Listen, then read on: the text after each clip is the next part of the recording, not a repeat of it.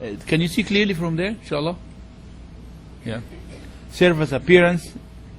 We call it units, courses, disciplines, sciences, objects, processes, phenomena, laws. All these are appearances to the ayat. What ayat are we talking about? We're talking about the ayat that we read in the Qur'an. The Qur'an is filled with ayat. The Qur'an has over 6,000 ayat. So we have over 6,000 ayat in the Qur'an we can read. But there are so many ayat in the universe around us. A flower is an ayah. A spider is an ayah. A bird is an ayah. Ayah means a sign. A sign means something that takes you to some other place. So when you look at the human being and you see the organization and the beauty in the human being, say, wow, subhanallah, what is this great organization? If there is an organization, there must be an organizer. You see what I mean? The organizer is Allah subhanahu wa ta'ala. So how many ayah we have in the universe you can see? You cannot count them. Beyond counting. You can't count them. It's in the Quran.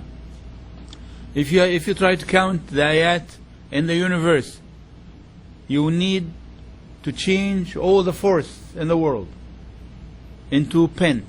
Make pens out of the forest, of the trees. And you need all the oceans, 7 times the present oceans, of ink. And you begin using the wooden sticks or the pens, stick them in the ink, and begin writing. And you will keep writing, and the ink will go, and the pens will go, and you have not finished the counting.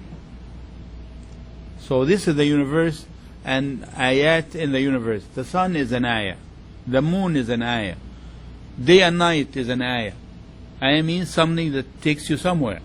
When you see the ayah, it takes you to the one who made the ayah. The sign that takes somewhere. I think this would be good enough here. I just want to go about the Telawah again. Telawah, you have a box at the bottom of the Telawah arrow. It says Iqra. The word Iqra is the first word that came from Allah subhanahu wa ta'ala to the earth. Iqra. Iqra. Al-Wahy came to Prophet Muhammad sallallahu alaihi wasallam and said, Iqra. Iqra bism rabbika alladhi khalaq. خلق الإنسان من علق. فإقرأ, it's a very important word. As a matter of fact, whenever you go now, you can see, you go to the doctor's office, first thing he gives you, read this. Go to the bank, read this. Go to this one, read this. You drive the car, first thing you read signs. Reading becomes the first step on almost everything. The first step and important step. And it's just kind of interesting to know that, subhanAllah, the first ayah, the first word is Iqra. And the second surah is Uktub. Right. Noon wal qalami wa ma yasturun. As if, man, what's going on here? It means Islam is a religion of education. Islam encourages people to read and write, and these are the 2 key processes for learning. So Islam and religion, Islam and science, Islam and science and knowledge are married happily together. The Telawah means recitation, reading, rehearsing, or proclaiming out loud. It's the first word received by the Prophet Muhammad sallallahu alaihi wasallam. The second part of the model, Taaleem. Taaleem is connected with knowledge. So when you teach the knowledge, you also learn. Somebody learns it. So the word Taaleem, it's a comprehensive word for 2 processes: teaching and learning. You're teaching and learning. Somebody's teaching, somebody's learning. And sometimes when you're teaching, you are learning yourself. And they say the teachers learn best because they learn twice. They learn when they prepare, and they learn when they teach. Now, what should we teach? According to Imam al-Ghazali rahimahullah, Imam al-Ghazali identified in his book Jawahir al-Qur'an, the jewel of the Qur'an, the jewels of the Qur'an. Jawahir al-Qur'an, it's a very, very nice book, small one, but filled with jawahir, lu'lu'. It says, he identified 3 types of fundamental knowledge. Fundamental knowledge. The first one is Zatullah, or the essence of Allah. The second one is Sifatullah, the attributes of Allah. The third one, Af'alullah, the creations, the ayat of Allah. These are the three fundamentals. Imam al-Ghazali said, the first one, the essence of Allah, stay away from it because you cannot understand it. The mind is not designed to even get a glimpse of it. Zatullah. The Qur'an says, لَيْسَ كَمِثْلِهِ شَيْءٍ. Allah subhanahu wa ta'ala, لَيْسَ كَمِثْلِهِ شَيْءٍ. Nothing is like Him.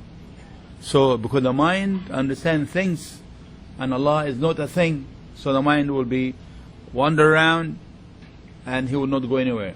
And Imam Ghazali said that this is sort of a dangerous neighborhood. Don't go alone there. Stay away from it.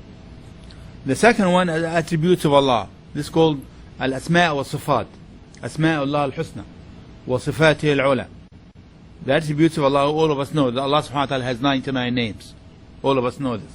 And it's a good idea to make every kid in the school memorize the 99 names. Because when you memorize them and know them, read them, learn them, and follow them, you will be one of the residents of paradise, inshallah. And I had the pleasure of being a principal in Richmond, British Columbia, Canada.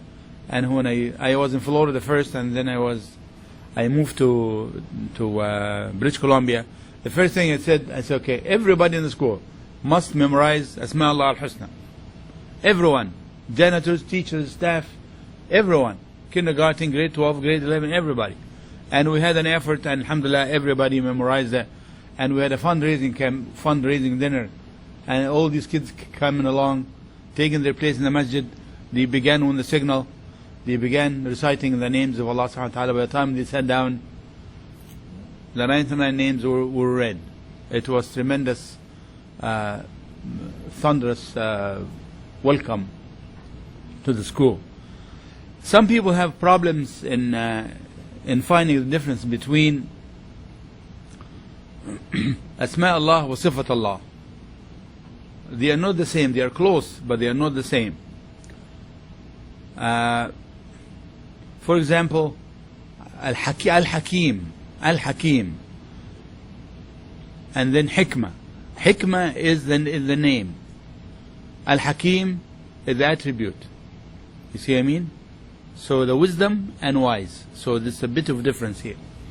But when you go through the Tazkiyah process with the kids, make sure that you give the kids clues that look at this, what we're studying. Isn't that great? Isn't that marvelous? Look at the wisdom behind it. You see what I mean? And then of course the last one of knowledge, we're talking about fundamental knowledge. And Imam al-Ghazali said, read, study as much as you can about the creation of Allah. Creation of Allah. What's the creation of Allah? The mountains, the seas, what in the sea, the fish, how people use the water, animals, birds, plants, and you name it. You look at the whole universe and slice it in different sections. Man is a legitimate field of study. Plants, another field of study. Animals, another field of study. How about rocks? Rocks too. Look at the rocks and the beauty in the rocks and the formation of the rocks. How much chemistry you can teach the kids when they study the rocks. And so on. This is just an idea about what goes on. As I mentioned earlier, Taaleem, teaching and learning, is connected to thinking in Islam. SubhanAllah, I've never seen this except in the Qur'an, who Allah subhanahu wa ta'ala ask people, Alam yara, yanzurun, ya'qilun, yafqahun, yubsirun, yatafakkarun, ulul albab, yatasa'alun, ulil nuha, ulil absar. These are items for people who are thinking. That's why, and then translation is here, of course, don't they see until you go at the bottom, those who have visions. I don't have to read everything because you're going to help me out, inshallah.